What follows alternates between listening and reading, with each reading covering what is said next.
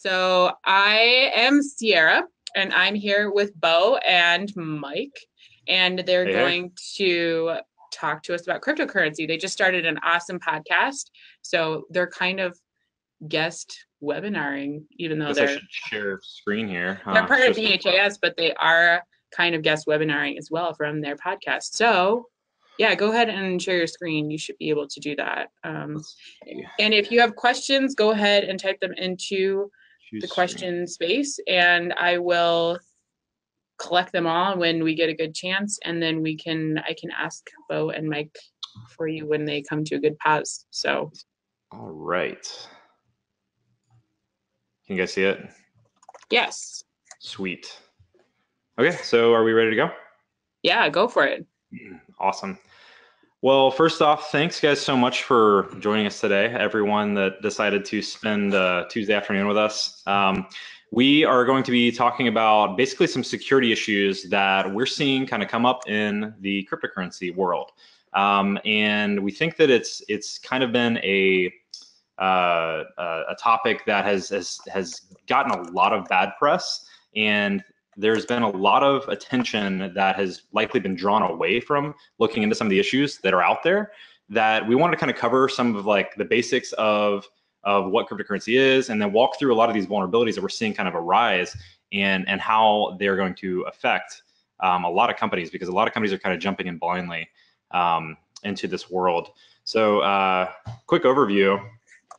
Basically, like I said, we're going to do a brief background on what cryptocurrencies are, first of all, just in case there's anyone who hasn't been, I don't know, I guess like looking at this stuff at all. And just, you know, a lot of people just hear it in the news and hear, you know, about bubbles and whatnot and speculation and stuff. But we're going to talk about like what exactly they are. And then we're also going to look at the different elements of the ecosystem, so to speak. So there's a lot of different moving pieces when it comes to cryptocurrency. There's a number of different like attack surface areas that we're going to cover and kind of walk through what each of those are, so that you can, when we talk about the vulnerabilities later on, you can kind of understand where they're coming from. We're also going to do a history of some of the major hacks. So there's been a number of really, really big hacks, and companies have lost a lot of money. A lot of people have lost a lot of money. We're going to talk about some general vulnerabilities that have kind of made their way into cryptocurrency. So things that are somewhat familiar to most of us that are either pen testers or an Infosec. Some very generalized stuff that it's making its way into a lot of the different companies and products and services that are being pushed out in this world. And then lastly, we're going to cap it off with some very blockchain specific vulnerabilities. So things that are somewhat localized only to blockchains and the technologies that are being built behind blockchains. So quick about us. Mike, I'll let you introduce yourself. Cool. So pen tester, red teamer, Black Hills, we do kind of everything. I'm one of the officers for OWASP Orlando, so I'm the chief breaker. It's pretty cool. We have some pretty cool volunteers there, and then also help organize B-Sides Orlando.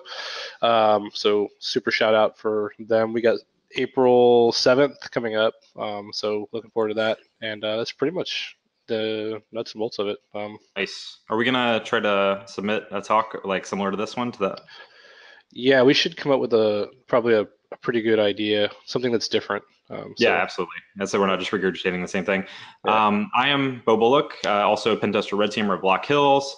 We have 3 podcasts now, I think. Blogger, play guitar. If you came to Wild West Hacking Fest, this is a picture of us. It's an awesome time. Shout out to Wild West Hacking Fest.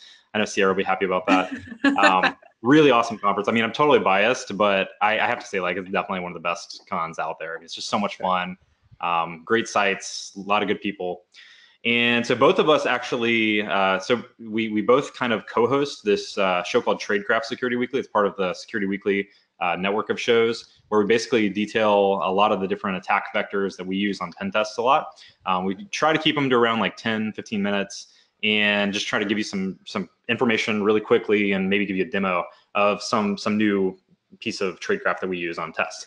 And then the new thing that we just started in January is actually this CoinSec podcast, which actually is kind of part of the reason I think we're even doing this one, because we started this new podcast where basically the whole idea of the podcast arose from us basically coming together and seeing how the cryptocurrency world is being treated from a lot of the InfoSec community, and how it's kind of getting this bad stigma.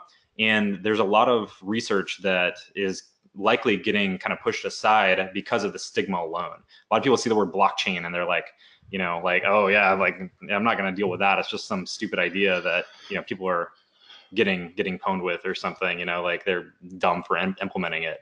But in reality, there are a lot of really serious vulnerabilities that are getting implemented into some major companies due to a lack of understanding of how this stuff works.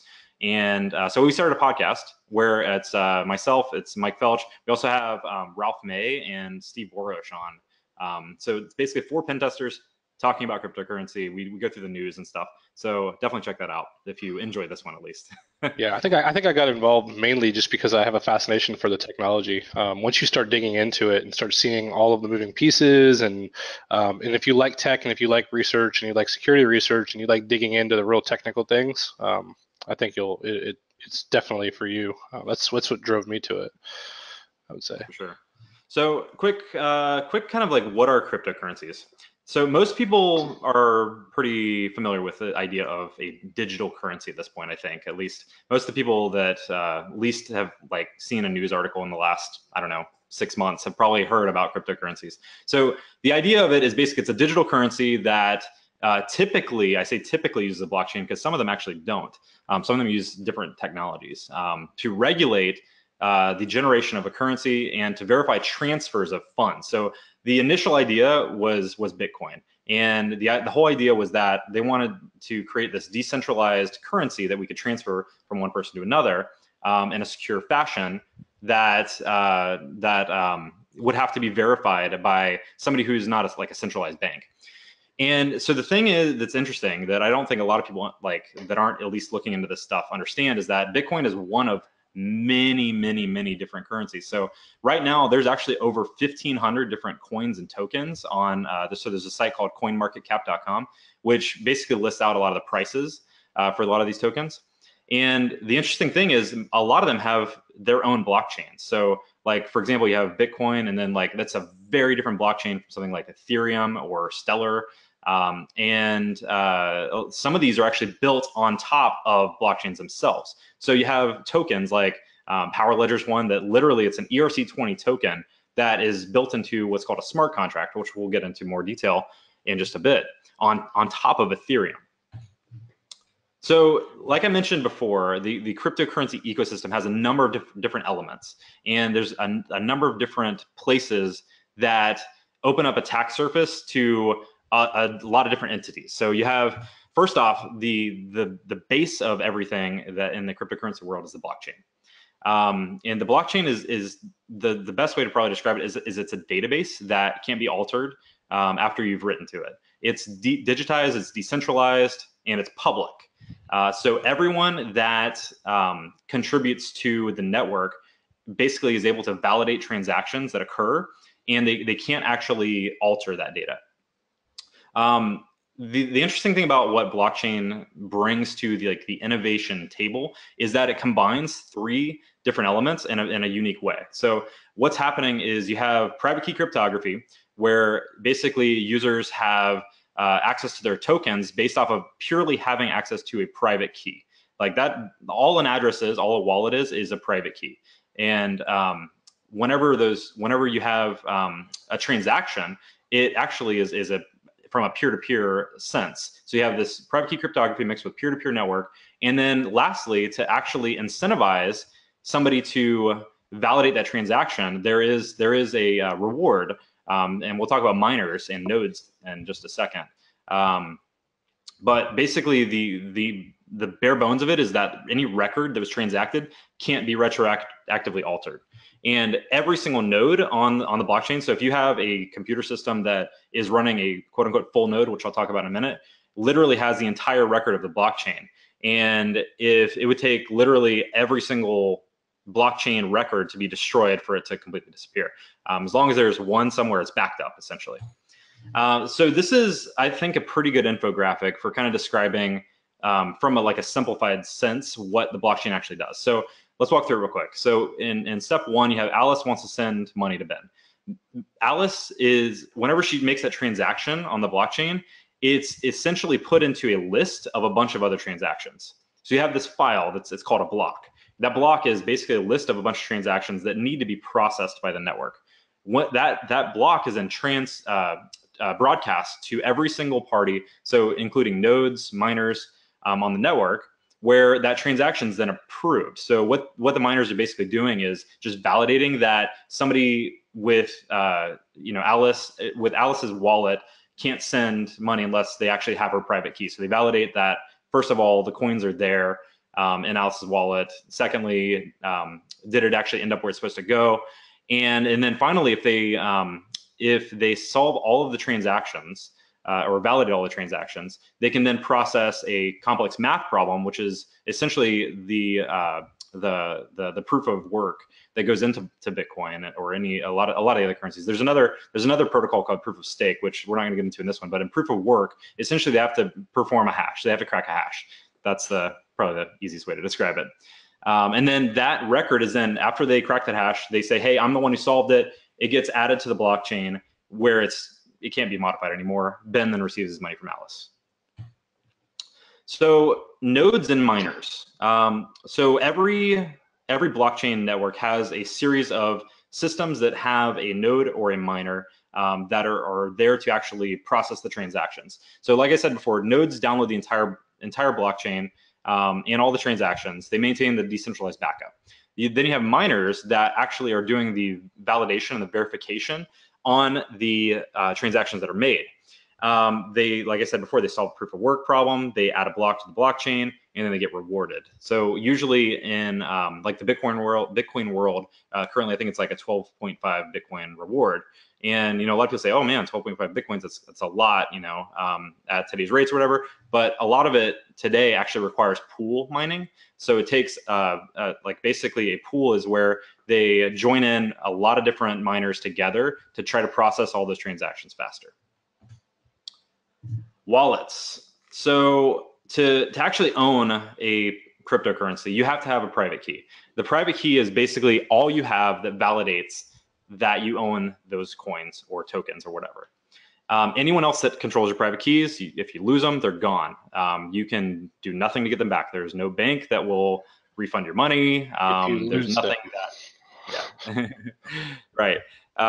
If you let's talk about some of the certain or the specific wallets, because there's a number of different types of ways to go about trying to secure any coins that you might have. So one of the more popular ones, purely because it's convenient, are web-based wallets and mobile wallets. So an application you download your phone, or a web application that you would log into with a web browser, where essentially your wallet is being hosted by that third party.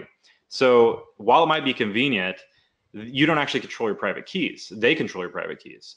And you have an interface to access the coins that are there. But if anything happens to that website, your coins are gone. If they get hacked, coins are gone. If let's say the site is, if the site is malicious in any way and they want to bail and just do an exit scam, good luck trying to get those coins back. It's not going to be the best solution for you to store any coins. So then you have a little bit more on the secure spectrum is a desktop wallet, where you're actually storing your wallet locally. So your wallet file, which is, like I said, your private key, is locally, and requires another piece of software to interact with that. The problem with that is it is on a computer system, which if you're using it for anything else, it's prone to being hacked, prone to having the wallet stolen via malware. There's a lot of risks to just having it on a computer system. And then definitely more secure than your desktop setup would be what's called a hardware wallet. Hardware wallets basically put your private keys on a drive. So these two pictures I have on the right here. So you have the Trezor wallet or Ledger wallet, are two of the more popular ones. And those devices are generally encrypted with a PIN code of sorts, so that anytime you want to transact coins out of that wallet, you have to enter a PIN code. And for example, I put the the message in there that the software for interacting with the device sometimes can be prone to man-in-the-middle attacks. So there was actually something recently where Ledger Wallet, so the software that you interact with Ledger Wallet is it's a JavaScript applet that gets loaded into Chrome, and the actual app itself is in like app data on your desktop. So any malware that infected your device could essentially modify the address that you wanted to either receive or send to. And unless so Ledger has a somewhat of a protection mechanism in place to kind of prevent against that. And it really requires you validating that the address you're seeing on the screen is the same one that you're seeing on the device itself. So, like that, if somebody's not careful and they just transact coins and aren't looking at the address that the ledger's telling them that they're actually sending to, they could have a bad day. A little bit more on the paranoid side would be paper wallets, but essentially what a paper wallet is you're printing out your keys onto a piece of paper. So they're never in a digital format on your desktop, can't be stolen that way. The problem with that is obviously if they get destroyed or lost, then they're gone. The dog ate my Bitcoin. Yeah. On the hardware wallets, real quick, on the hardware wallets, Alex made a good point in the chat. While they're great at securing, offline kind of cold, there have been problems with some of the hardware wallets from a hardware perspective, meaning the plastic is easy to get into. You can probably do a chip off on the NAND flash or try to extract any of the private keys from doing like your traditional forensic type stuff. So they're not necessarily protected 100% from a physical attack. So this is a great example. Like more research needs to be done into hardware wallets themselves. They're so new. Funny kind of a quick side note. Funny story about paper wallets. So the Winklevoss twins, they actually they were originally on the Facebook project I guess in the early days, and like claimed ownership. And Mark Zuckerberg ended up they ended up getting a lawsuit with Mark Zuckerberg. They won, I think it was like $65 million in the lawsuit. And in 2013, spent $11 million on Bitcoin. And now, like today, like they're multimillionaires. At one point in December, they were billionaires. They were the first Bitcoin billionaires. But what they did that's kind of interesting. They printed out their paper wallets, and they literally took, I don't know, scissors or something, and cut them in half, and then put half the actual private key in one spot in the world in a lockbox, and half the private key in another spot in the world in another lockbox. So they literally split up the private keys. So a little bit, I don't know, paranoid, but. All right, so exchanges. Exchanges are where you go to transfer fiat cash, so your typical US dollar, into a cryptocurrency, or cryptocurrency to cryptocurrency. So you have a ton of trading activity. It's huge. It literally is like the stock market. You have people that are day trading. You have people that are margin trading. They're doing all kinds of trading on these exchanges, and there's a lot of money flowing through these different places. And they're extremely high targets for attackers. I've seen a number of different exchanges that have gotten hacked over the last few years, and we'll talk about some of them. But it's insane how highly targeted they are. I mean, essentially that's where if you hack the site, you win. you get a lot of coins that way. Real quick on I'll take that. But real quick on the exchanges, there are some seem to be creeping up, some really legit exchanges that are financially trying to support or back their currency and keep accountability for the people that are actually exchanging on these exchanges. And so they're kind of making it where historically we'd see places like Mao Gox that spin up and there's an exchange and nobody really knows who or what they're going to be doing with that exchange. Whereas now we're seeing legit financial companies and backed by banks kind of creating these exchanges and taking it to a different, where it used to be kind of like the, not underground, I guess, or it's kind of like the rogue exchanges. Now they're being more legitimized. So it's just interesting shift in the paradigm. But cool. You want to go to smart contracts? Yes, smart contracts.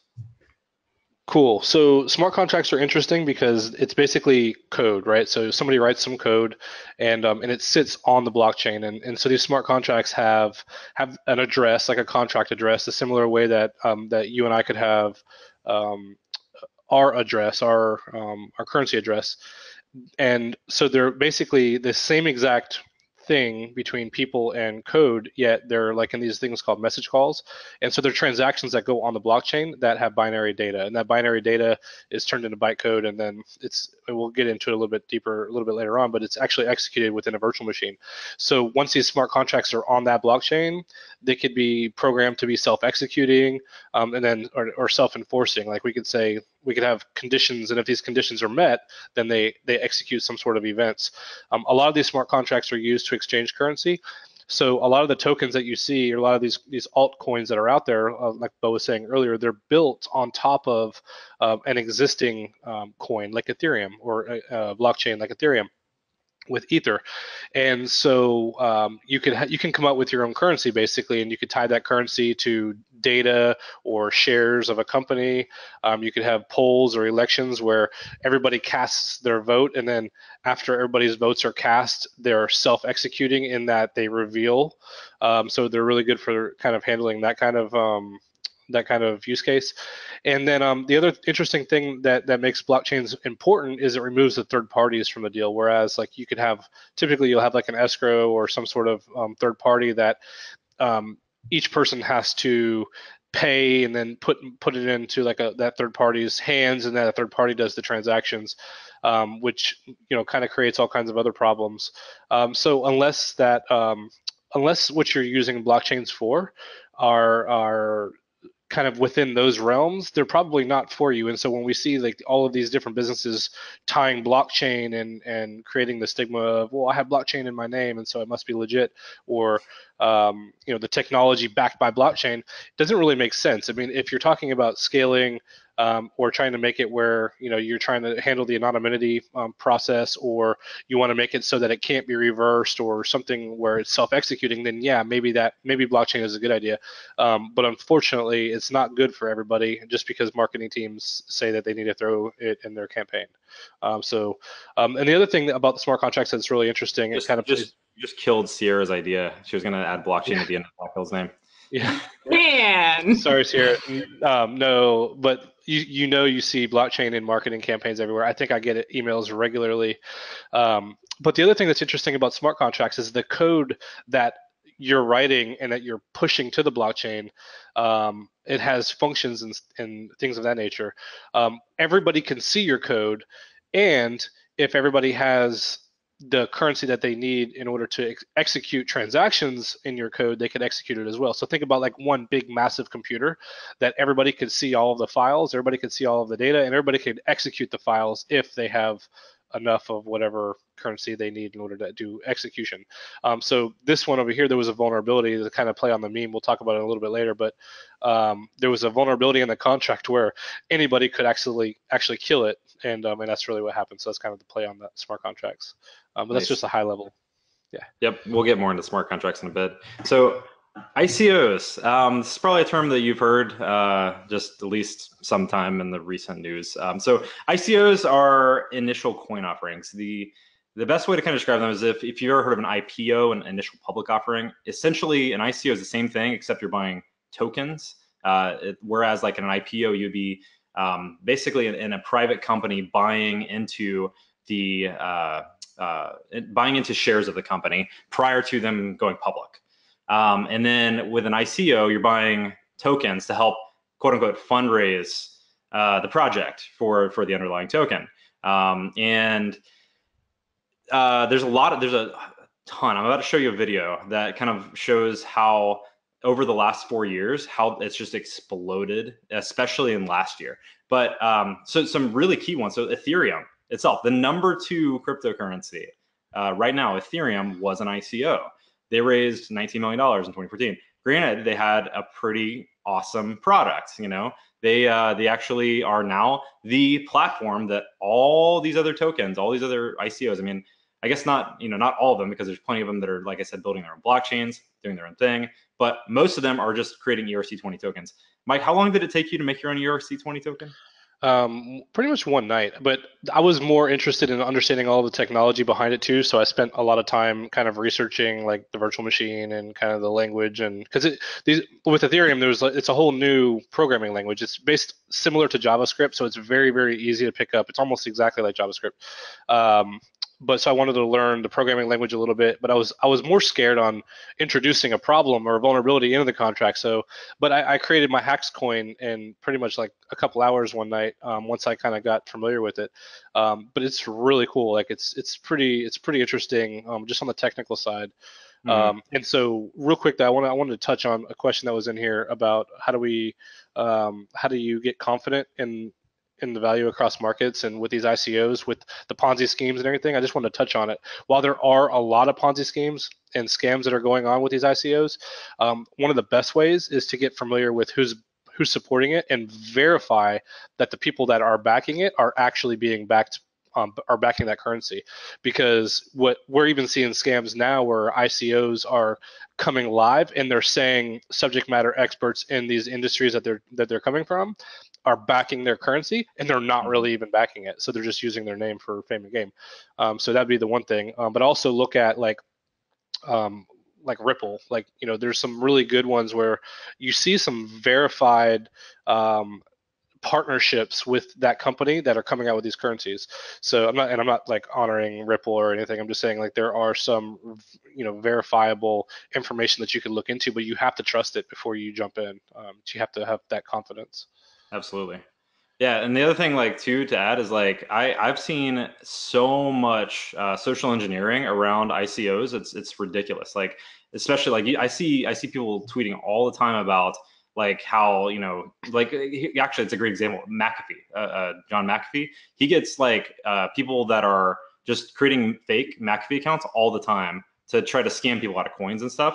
Another thing, like a lot of the ICOs, they do Telegram groups where they basically just like it's like a chat room of sorts, and people jump in there pretending to be the people that are on the project and are like directly messaging people that are in the chat rooms to like get them to send tokens for like for like whatever prerogative they have. I don't know. So anyways, like just definitely watch out like in the ICO world. A lot of it's scammy. A lot of it's like definitely targeted by phishers, but there are some decent ones.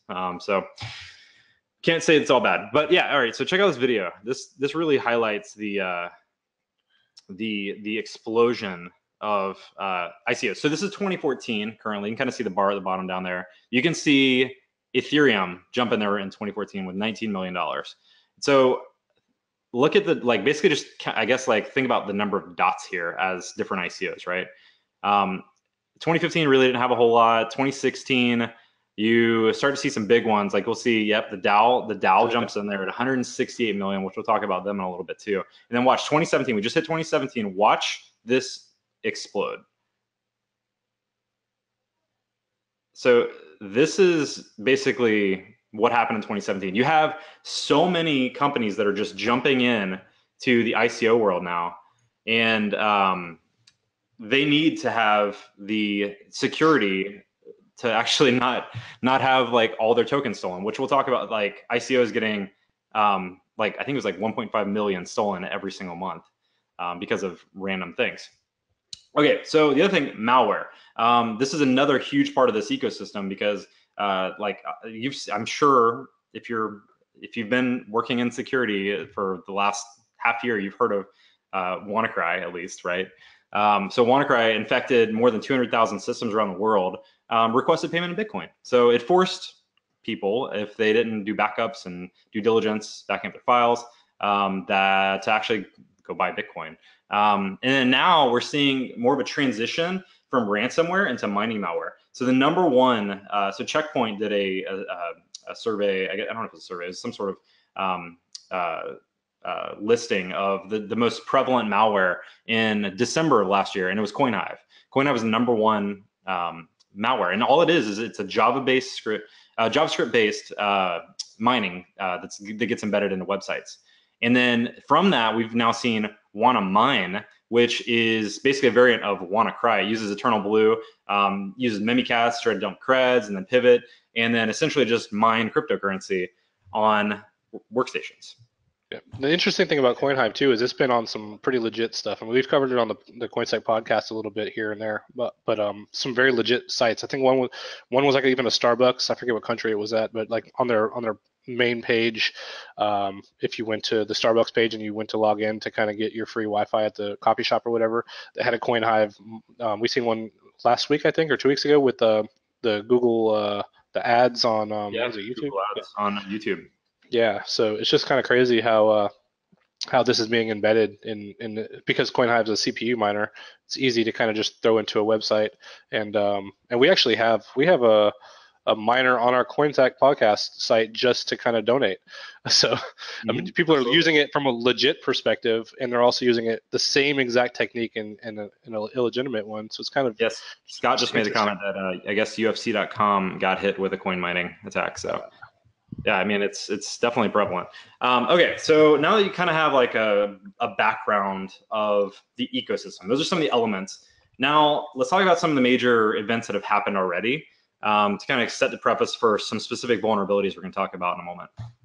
So Mao Gox is probably the most popular hack, I would say, because it's one of the first ones. Well, it wasn't really a hack. That's the thing, is 850,000 Bitcoins went missing in February of 2014. Which at the time was $450 million. And like I was mentioning earlier, this is one of those situations where if you leave your private keys in control of somebody else, then you don't have control of them. They're not your coins. The other thing with Mount Gox too is even before that, they had a cross-site request forgery on their main website that was there forever. People notified them. They didn't do anything about it. They just kind of left it there. So we've seen stuff where this was back in 2013, I think, when people's accounts were getting drained or things were happening on their accounts, and it was because of a cross-site request forgery in the web application that was kind of governing the exchange itself, which is your traditional web app problem. Absolutely. You want to cover the DAO and the parity hacks? Sure, yeah. I mean, we'll get into them a little bit more whenever we start talking about the vulnerabilities. But the DAO hack was basically a newer type vulnerability with regard to smart contracts in general, and they were able to drain. So the DAO you saw on the ICO is one of the biggest ones after Ethereum on that projection. Video that we just seen. So it came out as a really good, legit idea, which was like a decentralized organization. So people could have like, it was basically like a self-executing organization, and people were donating to it and having their stake in whatever the organization was doing. But there was a vulnerability in it that actually affected it. So that was kind of an interesting one where 50 million was stolen. And so then the parity hack, there was actually two parity hacks. One was locked a bunch of Ethereum together. And actually it came as this right at the heels of the first hack, where there was some funds that were stolen because of the way these smart contracts are deployed. I mean, if you think about it just from a code perspective, if you have an application background, there's always like these constructors, and whenever you're running it, that constructor could actually execute some code to set up, the stack or whatever you need to do in order to provision the execution of the app at runtime. Well, the smart contracts have that same kind of concept where you're able to set variables or do whatever you need to do. But it was like the Parity wallet wasn't initialized, or it was able to be reinitialized, and somebody else took control of that and then was able to start draining it. And then they deployed a fix, and then that fix had it was another problem with it where somebody actually called the kill function on the wallet, and it locked a bunch of Ethereum so that nobody could spend it anymore because that contract self-destructed basically. And bear in mind, these smart contracts are libraries that can be reused in other people's code, and actually there's a benefit to do that. So that was kind of the problem with the parity. And then the CoinCheck, you could take CoinCheck. Yeah, CoinCheck was just a couple weeks ago. $533 million worth of NIM stolen from a hot wallet. So a lot of the exchanges, they have like basically a hot wallet and a cold wallet. So they'll do like the printing out of private keys thing. Keep those in like a cold wallet so that their threat surface when it comes to somebody hacking them isn't as high. So their hot wallet had $533 million worth of them. And then lastly, like I mentioned earlier, $1.5 million stolen from ICOs every single month. Crazy. Yeah. All right, let's get into the vulnerabilities. This is probably the fun part of, I think, this pod, or I guess not a podcast, the webcast. Too many podcasts. You sound like red teamers. All right, so let's talk about some general AppSec vulns. This was actually a really interesting one, the very first one. So Overstock.com, this was something that Brian Krebs reported on. He basically was able to buy something from Overstock.com who accepts Bitcoin. They accept Bitcoin payment. And instead of paying with Bitcoin, he was able to pay with Bitcoin Cash. The same amount that the same like number value that he would of Bitcoin. And if you know anything about Bitcoin and Bitcoin Cash is way cheaper and valued currently than Bitcoin. So essentially he was able to buy like a $78 item for $12. And then the kicker was if you did refunds, like if you refunded that specific payment, you would get paid back in Bitcoin instead of Bitcoin Cash. So you would pay essentially $12 and then get back the 78 in Bitcoin if you were to do a refund. So this would have been found in a pen test. I mean, in a web app pen test, you probably would have been able to. It's parameterized stuff. I mean, I've been on a pen test where I had found something similar, where it was a credit card processing problem, where you could essentially modify the value that was being sent to the server. Like if you were to pay like let's say $100, you could modify it to let's say $1. And then that would go through. This is a similar attack where basically like within a web app, you're just modifying a parameter and they're blindly accepting it on the backside. Another one, this is actually a really interesting one. So EtherDelta had a cross-site scripting vulnerability, but the interesting part was the actual XSS was injected via a custom smart contract. So somebody literally took like the smart contract that you can write up, which Michael show a little bit about that in a little bit, and injected scripting into the actual contract code, and then he tricked people into actually adding in that custom token into their wallets. Which, so if you ever use EtherDelta or like any of the like Ethereum wallets out there, since all those tokens are built on top of Ethereum, they don't just automatically show up. So whenever I want to receive, let's say I want to receive Ethereum, I have an Ethereum address, right? That's pretty straightforward. Same thing as Bitcoin. I have an address that I can send a receipt from. Now, if I want to receive an ERC20 token, I literally give them the same address. And I have to do the job on the backside to add in the contract address and the like ticker for it to actually have it show up in whatever wallet I'm using. And essentially that's what was happening here is like he was able to get people to add this custom token to a wallet, and it would kick the XSS, which stole private keys. Weaker no encryption. So here's a few examples of things that likely could have been found in a pen test or just general software development lifecycle stuff, security-wise. So BitPay and Copay, this was one that was actually like last week that we talked about.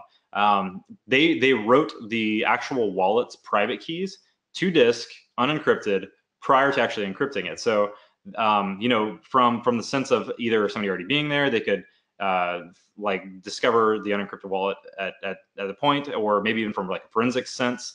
You could get it from the disk potentially. And then there's this Jax wallet one that the 12-word backup phrase. So in order to actually like back up the wallet or restore the wallet, the actual backup phase was stored hard-coded with a hard-coded encryption key. So they weren't actually encrypting the value that your 12-word seed to disk without actually like using like a passphrase or something to like add in an extra layer of encryption to like make it not just the same thing every time. So essentially there was no encryption when it comes to that. I mean, if I got access to a device, it'd be trivial to go grab the encrypted seed and then take it offline, decrypt it with the hard-coded value, and then restore your wallet to my Jax wallet, stealing coins. Coinami is another popular mobile app wallet, and this one sent basically data in plain text to Electrum servers, which leaked addresses.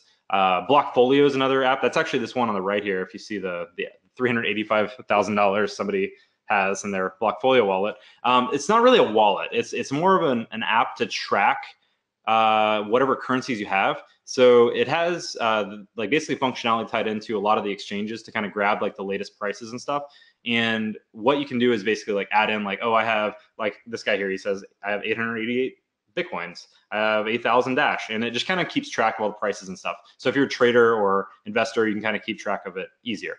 The thing with Blockfolio is it originally was like actually grabbing that data unauthenticated, meaning there was no authentication piece to grab the data, and unencrypted. So anyone that was sniffing your traffic, like let's say you just had your phone on a Starbucks Wi-Fi, it'd be trivial for them to grab the URL that it would take to figure out exactly how much crypto you have. So a few different examples that with a little bit of pen testing, a little bit of InfoSec involved, probably would have found this stuff. DNS hijacking. This is another common thing that is not specifically related to cryptocurrency, but it's something that I've seen a few different attacks recently where literally the attacker just takes over the DNS server for the website and then redirects all the traffic to their website. So essentially all it is like hijacking what it's like if they use like a hosting service for DNS or wherever the server is, and then just redirecting everything. And so for example, like the Black Wallet hack, the attacker injected code to drain accounts that had more than 20, they're called stellar lumens is the currency, and ended up getting $400,000 worth of stellar lumens. Ether Delta, $250,000 worth of ether stolen just from DNS hijacking. Another thing, like, I don't know, potentially like trying to mitigate that risk with, I don't know, some additional authentication factor to wherever the DNS hosting server is or something could have been done there.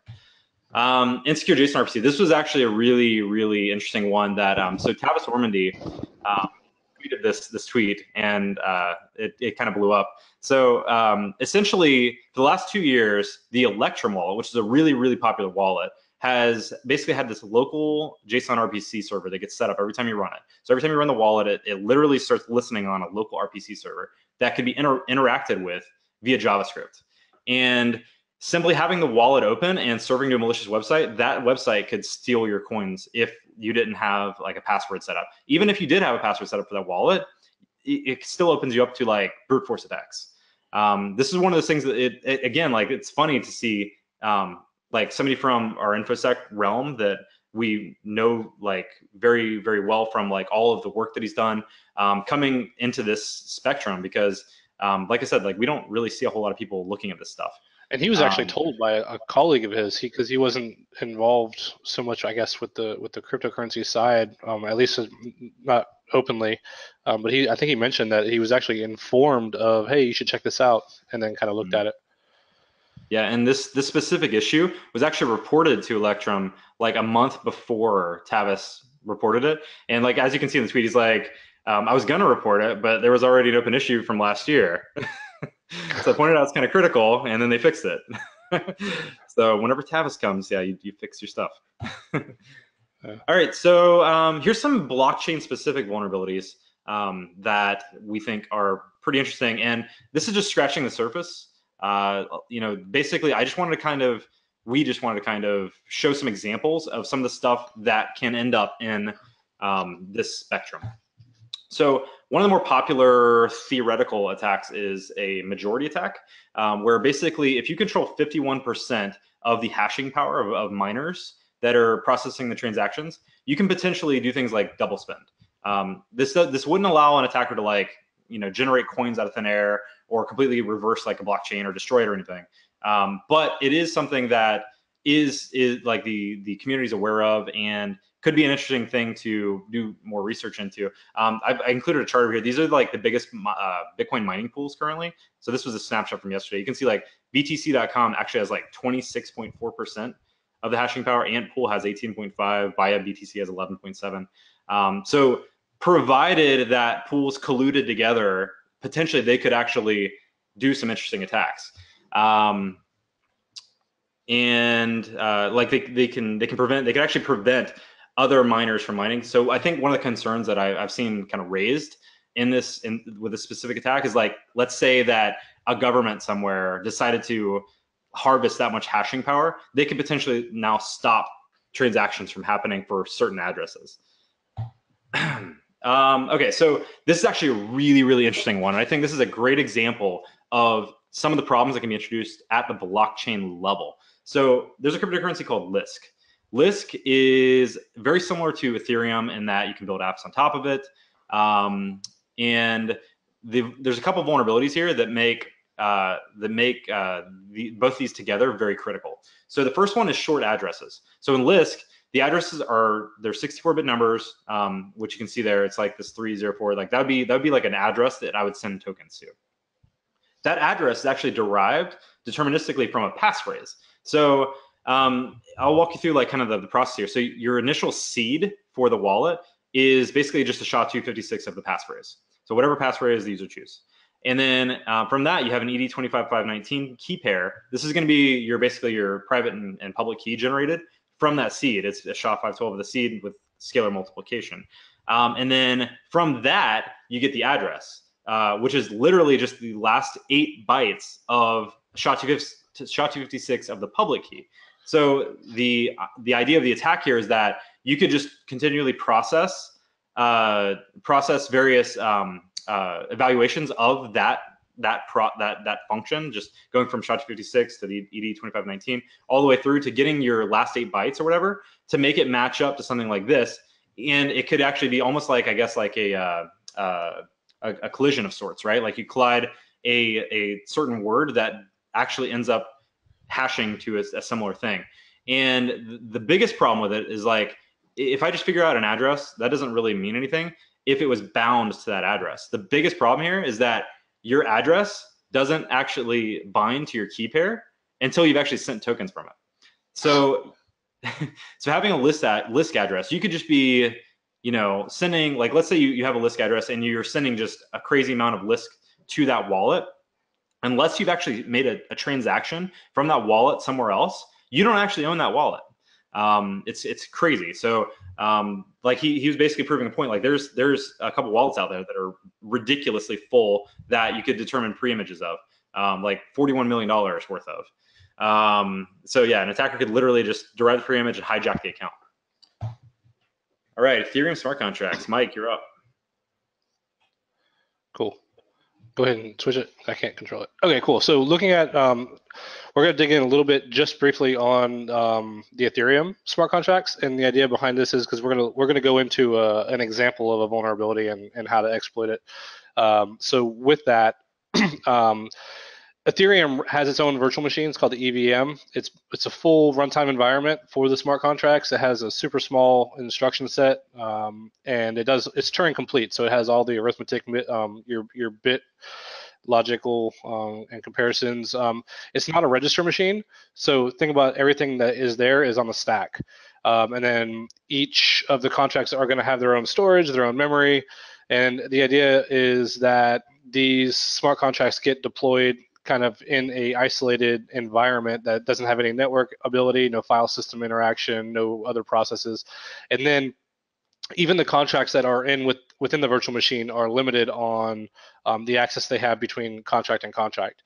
And then the other interesting thing is because it's code that's being compiled into bytecode and then executed within the virtual machine, that code can be reused in other smart contracts. And it actually, if it's already on the blockchain, it's reduced in the amount of effort that it takes in order to execute, which means the costs associated with executing that code is going to be less, rather than redeploy and kind of redo the wheel and redeploy multiple contracts that are already existing out there.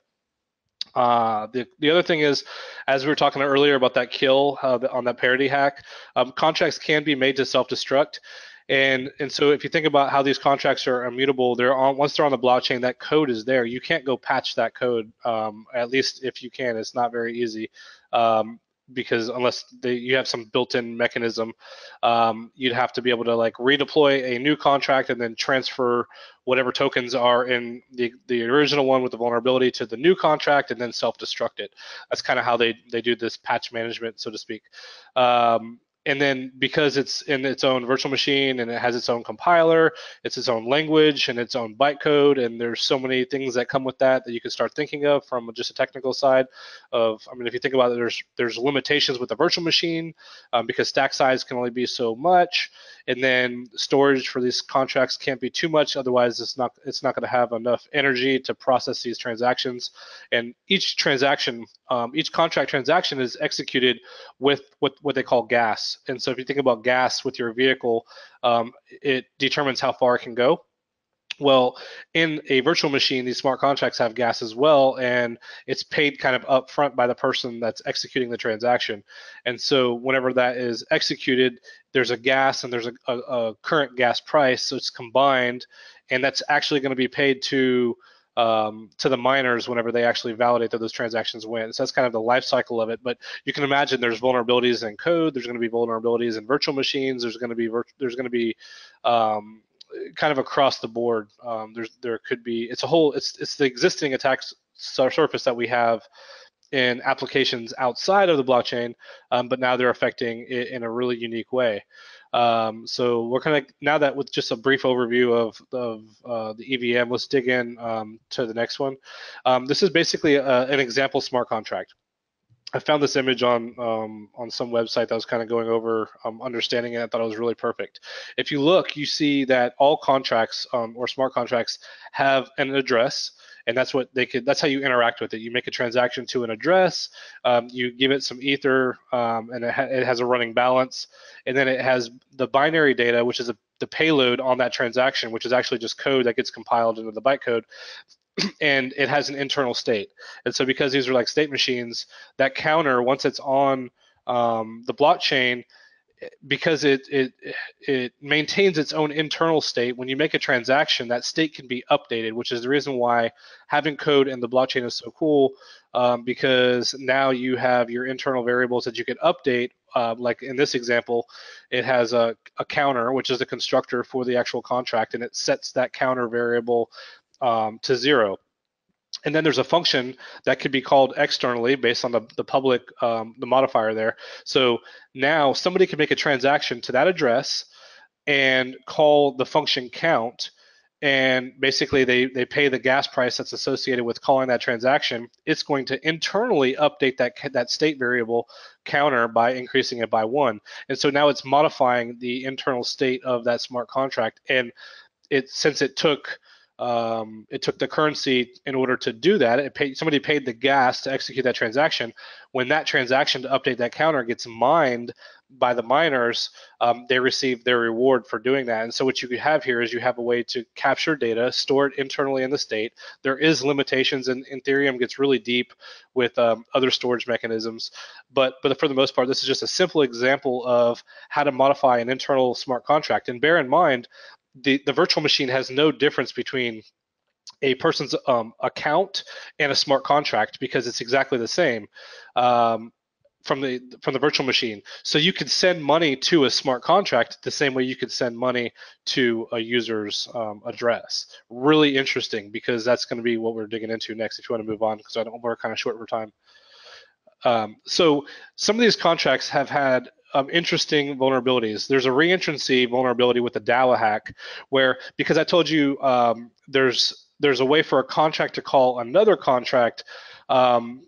What happens if there's a reentrancy or a problem with recursion?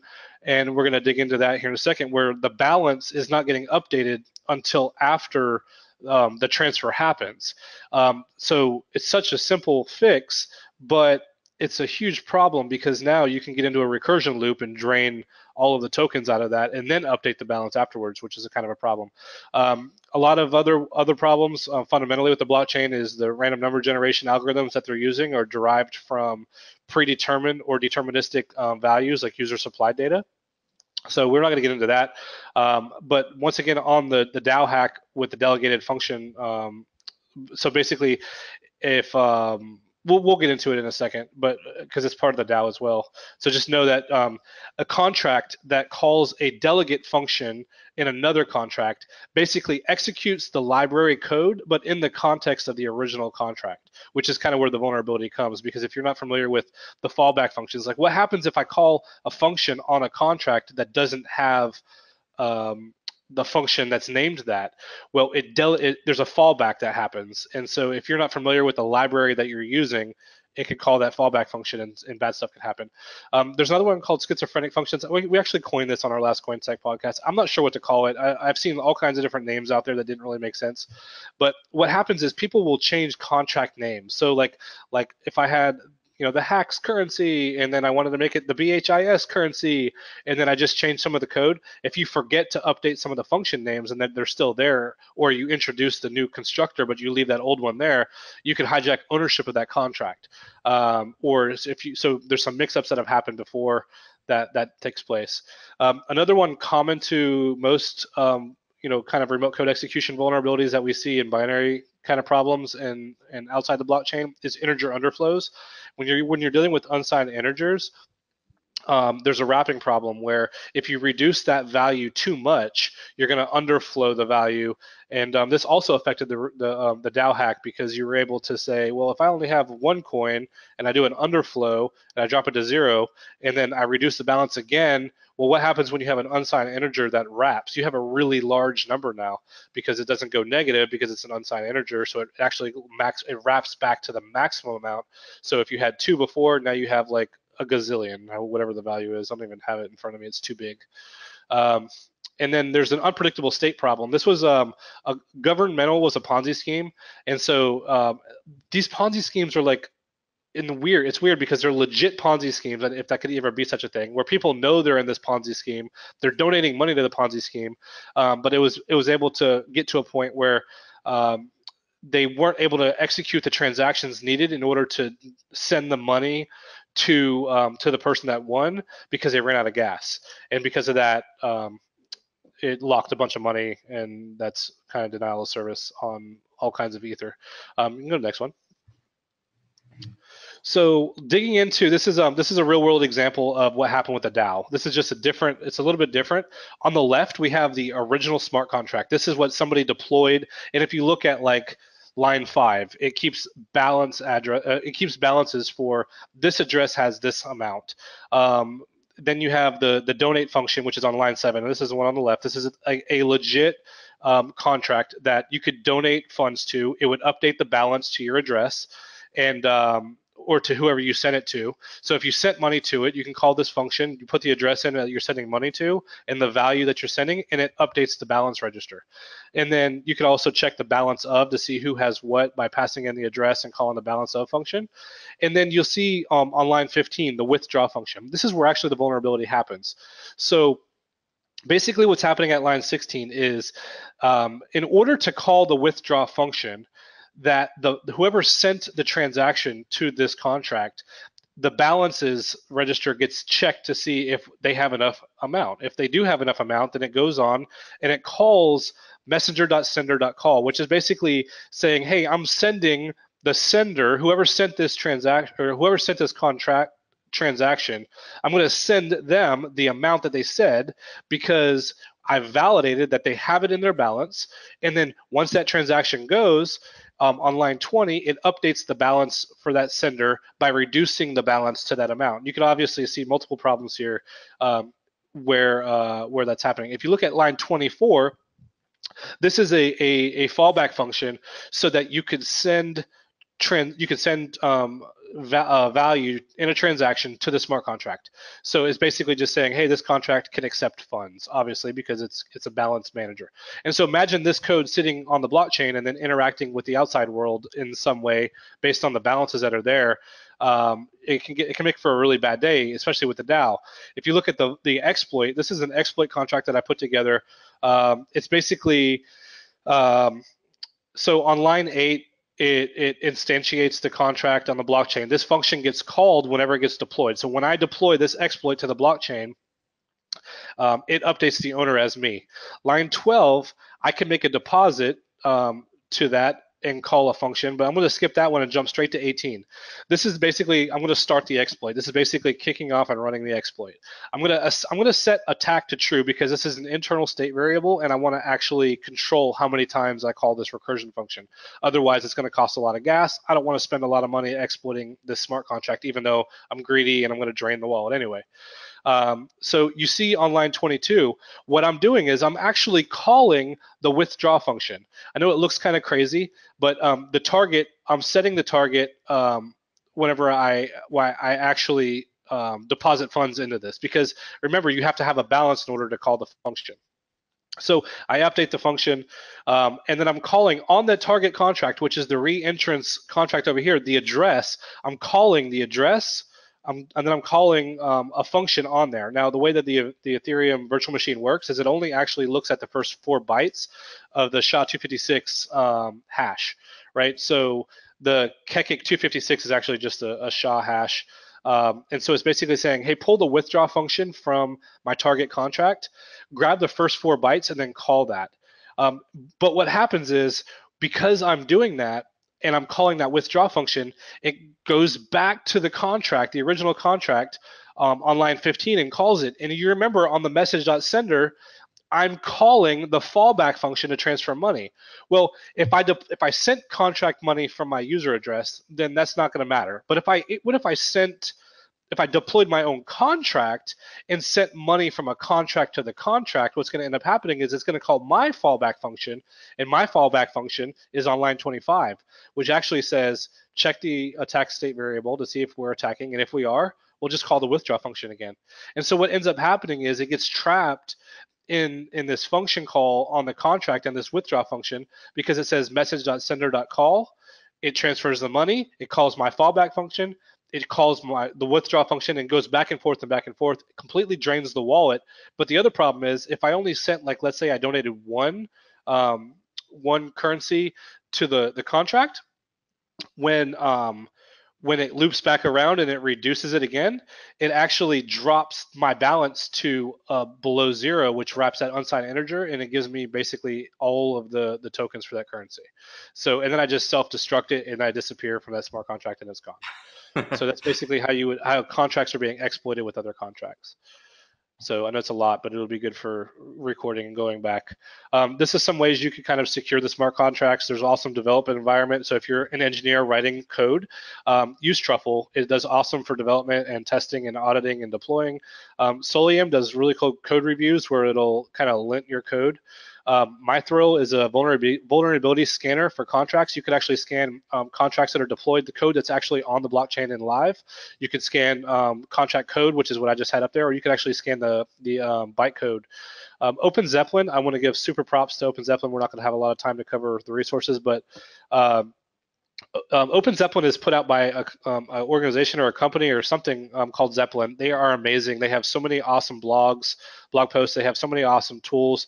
They have awesome CTF called Ethernaut down below that. But they have a library that you could build whenever you're writing these smart contract code that'll actually analyze your code before it gets deployed. And then Ropsten. Ropsten is the test network for Ethereum. Test your smart contracts on the test network before you even do this, and then pen test them. Like, put them on there, put your contracts on there, and then hire a pen testing company that understands this stuff to actually test to see if there's a vulnerability or and that's exploitable. Obviously, it's much better to have a pen testing company analyze your smart contracts where they can kind of control the loops, so they're not draining your contacts. They're just like kind of causing a proof of concept. And so I know we're running out of time. We got some people on there saying that you want to continue. I don't know how you guys feel about going longer or shorter. Maybe you can let them drop off, or how? Yeah, if you guys need to leave, that's fine. You guys can continue on to the end of your webcast, and then if you have to leave, we are recording this, so it will be available later, and you can just catch the end. So you guys go ahead and keep going until you're done. Don't worry about the time as much. Okay, cool. So the reason why I wanted to put this in here is because a lot of the engineers that are putting these together, it can get crazy when you're starting to look like, well, I need to write a smart contract, and I need the smart contract to make like some decision for me. And so you start Googling and you start looking for smart contract code that's already out there, and you're going to copy some code from somewhere and it's going to work, and you're going to be like, holy crap, I got my own currency. But you just reused some code that was like super old and it's really bad code because it's littered with vulnerabilities. Use these tools. They're out there. They're put out there. There's other ones that I didn't put on here, but they're Manicore, I did put it on here. Trail of Bits put out Manicore. So if you're into like security research or reverse engineering, they have a symbolic execution tool for smart contracts. It will fuzz it. It will generate the samples. It'll do taint analysis. It'll find where the crashes are occurring. It'll see where the code branches that are getting executed occur. They also have, I didn't put it on here, but they have a plugin for, or maybe Manicore is part of the plugin, for Binary Ninja, where you could actually look at the call graph and see where it's at and see how far it gets in the call graph, and it'll show you so that you can kind of dig back and say, oh wow, you know what, this user supplied variable actually executed this code branch, which got to this point, which actually updated the owner of the contract. Now that person is the owner of the contract, and oh yeah, by the way, that person has the ability to transfer funds. So it's really interesting ways that you could kind of deploy and test and do security audits or reviews. So if you're a pen testing company and you're wanting to do it, I would adopt it. I mean, I think it's safe to say Black Hills is moving in this direction. I don't know if we've officially said anything like that, but as a pen tester, I'm pen testing contracts, and so whether we pick up business or not, that's a whole other conversation that I think that we'll end up having. But we need it, because if the cryptocurrency industry is going to happen and security people are going to kind of join and start doing this stuff, get familiar with these tools and read these blogs. Trail of Bits, Zeppelin does it. We're going to start having some blogs. We have some stuff that we're going to be pushing on thanks to Sierra on our blog. Read it, learn it, understand it, learn from who went before us and failed, because there's a lot of good examples out there we kind of covered here today. But dig into the technology, because there's going to be vulnerabilities in virtual machines. There's going to be code vulnerabilities. There's going to be codes problems with the compilers. There's going to be code, and the code is immutable. So once it's there, it's there. Interesting. So you can go on next.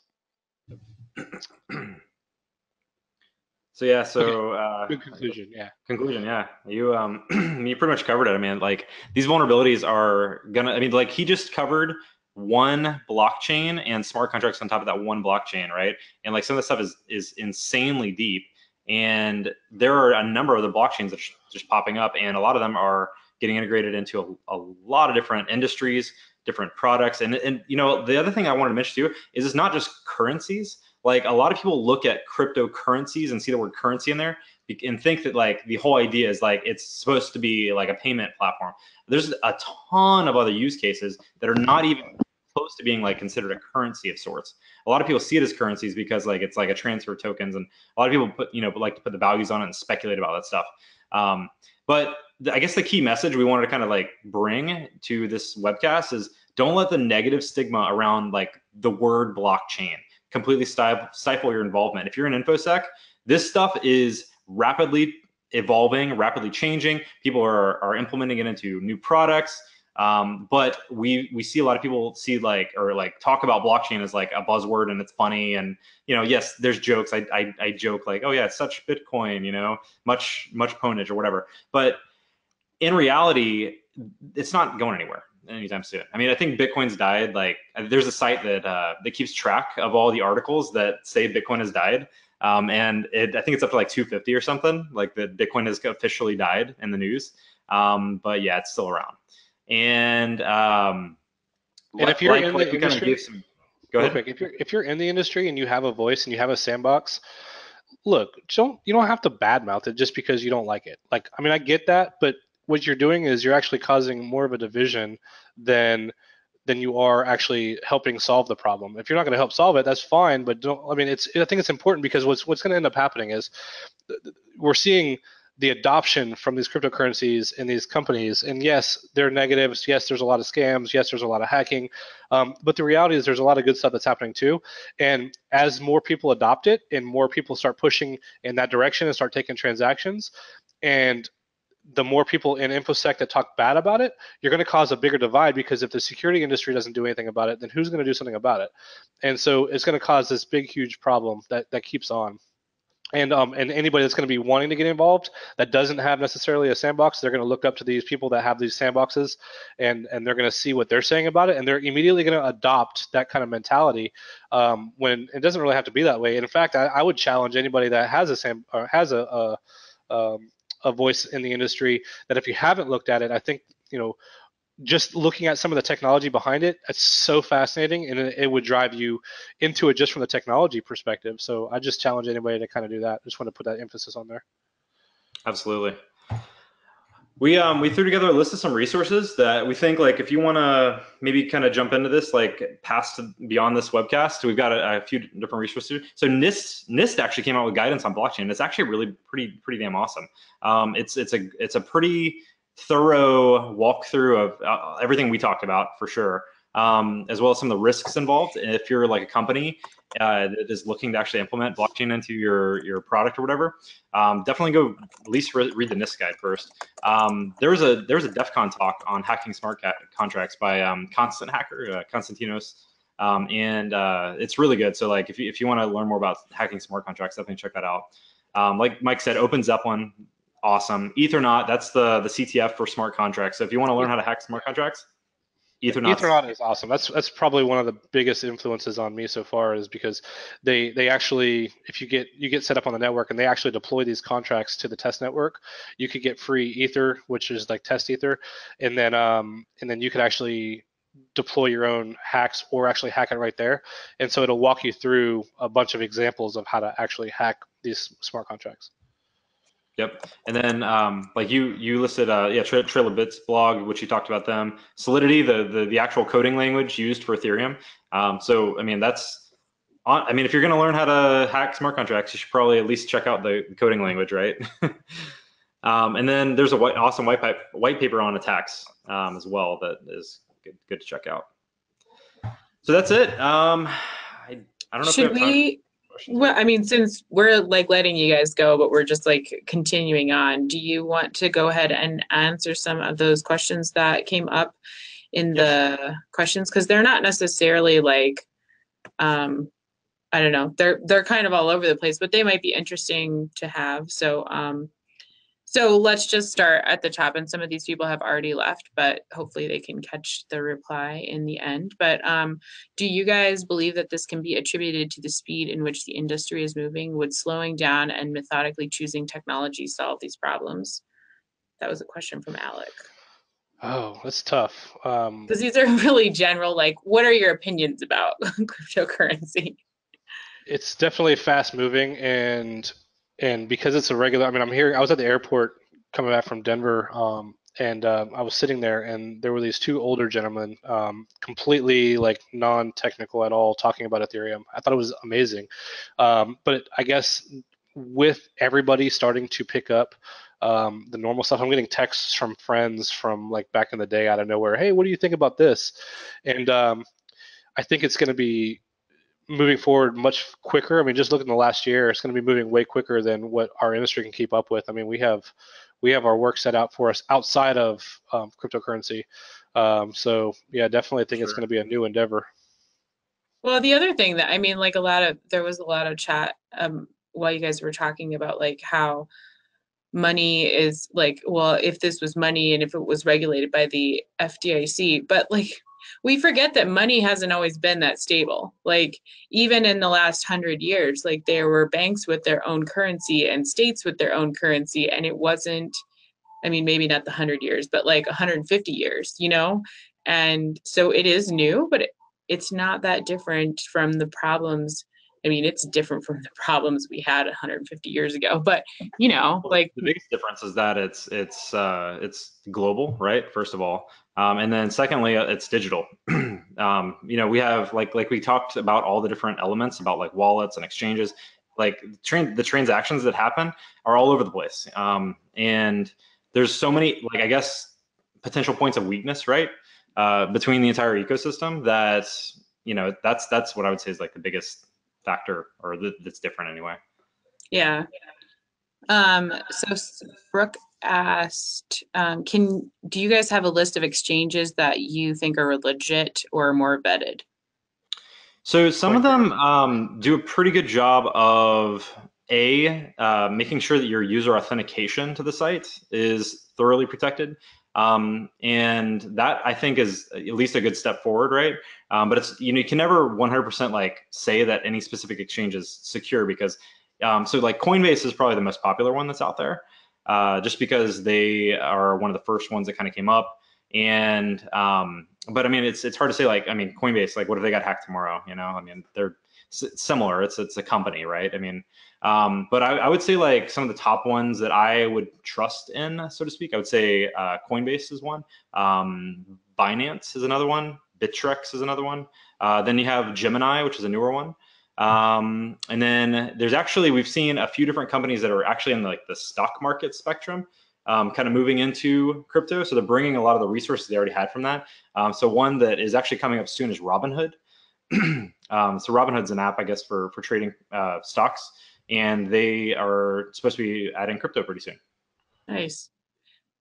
So Martin asked, is it possible to insure an exchange against losses? Ooh, I don't think there's anything insurance related currently. All right, so there was with the coin check hack, they actually are allegedly going to be reimbursing their customers for the NIM that was stolen, which that was the $500 million one that we talked about. That was a couple weeks ago. So I don't know like how that works in terms of like insurance. We actually joked about like I think cryptocurrency insurance on the last episode about like how it wouldn't be like it'd be hard. It'd really be really hard to insure because like as somebody who's your like the exchange, they could like be deceptive and like lose their coins or whatever, and then oh yeah, I need insurance to cover my people. Right. Well, and that brought up a question from John, who said, "How does the law interact with all of these big hacks?" Well, so that's interesting. I mean, they're having a hard time tracking, right? Because a lot of these hacks that are happening, the whole point of kind of the blockchain is kind of that anonymity perspective that I can be anonymous, and while yes, we could track transactions, we could track addresses, it's still not very easy. And you can imagine with all of the other, I mean, ransomware has been, I know with just law enforcement agencies in general, kind of working in the forensic side on. I've seen where they're struggling just trying to stay up with ransomware originally, and it wasn't a crypto problem. It was just a ransom. Like how do we can't find out who's doing it, we can't prevent it, and we can't reverse the process of what happened. Right. So and now all the malware authors are using privacy coins like Monero and Zcash, which are very hard to trace, like much harder to trace than Bitcoin. yeah, so it's definitely a problem. And then even if you do track a transaction, I know they found some guy. I saw one of the questions earlier about has anybody been in trouble for it. There's a guy that was in Argentina, Hector Padelio or something like that, where he was scamming people like on the Bitcoin forums, and he had some big scams that he was doing. But he got arrested. I think he's in custody now, and they're trying to figure out all of the damage that has been done over the years. So people have been affected by this because I mean, even though it's ether, right, or it's something that it's just a transaction that's occurring, if I'm putting my dollars into something and those are being taken, then they're going to have a natural interest to protect society in general. So they see it as a problem. But once again, just like everybody else, I mean, how do we solve a lot of this? How do we solve a lot of these problems without securing things? Joel asked a good question. What do you think that these blockchain-based currencies solve? Like, what problems are they solving? Like, what's the point? Yeah, so that's where we were coming back to kind of like blockchains aren't for everything. So if you want to guarantee something is decentralized or anonymous, then you could adopt the technologies behind this. That really helps with the failure of your traditional technologies or things that are out there. If you're wanting to guarantee state like a stake in something, or like one of the questions were about how it's changing the advertising I think it was Kodak. I think Bo told me that, but being able to put something on the blockchain and then claiming ownership of that as being the original author. So if your technology has any sort of capacity for those, or for like polling, for voting, that's a really good one, or needing it to be decentralized and up all the time in a way that's still anonymous, then blockchains are for you. If you're trying to just do it outside of that, it's probably not that big of a deal for blockchain. And then Idris asked, how do you see this changing banking in the next 3 to 5 years? These are super general questions, but I mean, yeah, so the big thing that I think is, so you have some of the major coins like Bitcoin, which is quote unquote like the one that a lot of people originally thought was going to be like the main coin for transactions and whatnot. But there's a lot of issues with Bitcoin and high transaction fees. It can take a while to actually transact a coin. But then you have certain currencies that are more centralized, like Ripple. Like Mike mentioned Ripple before, which is actually being currently introduced into a lot of banks because it is fast. And with them kind of the Ripple company controlling the centralization of it, at least from a perspective, I think that it's getting adopted more by banks and other entities. Like I think American Express also is starting to look at implementing them if they haven't already. But one of the best, I guess one of the best descriptions I've heard about Ripple specifically was the CEO explaining how, like, if he wanted to send like $10,000 from where he was in like California to like Africa, the fastest way for him to currently do that is literally go get on a plane and take $10,000 there, because of like, I guess the Swift network is fairly slow, so to speak. So I think their idea is to kind of replace Swift. I know in Canada they came out with like I was a part of their a couple of years back. I think 2000. I don't remember what year it was. 2013, I think. They had like a first 500 adopters for this digital mint. It was the Royal Bank of Canada or Canadian. It was a minting place for Canada, right? So their government, whatever. They came out with their own digital currency. They were trying to do it with these little SD cards, and they sent them, and you had this USB reader and stuff. It was still trying to be digital. It was kind of before the big boom started taking place. But I know that they're migrating to another digital currency as well. I still think it's Mint Chip is what it was called, but I don't know what they're doing now. But I see just from the Canadian government kind of moving in that direction. So that'll be interesting to kind of see. It'll definitely be interesting to see what happens. We have like so many more questions that we could answer, but we could also sit here all day and talk about this. We might have to have you on another webcast about cryptocurrency. So hey, maybe we could just like have a CoinSec podcast episode where we invite a bunch of people to come on with us, and we'll just like have this big roundtable. I like it. But definitely, you guys follow their podcast, CoinSec podcast. And you guys are welcome for this webcast. And I appreciate Beau and Mike being on a BHIS webcast to talk about this. And we will definitely be writing more blog posts. Well, I won't be, but I'll try to get them too. But anyway, thank you guys for coming and have a good day. Bye, Thanks, guys. everyone. See ya. See ya.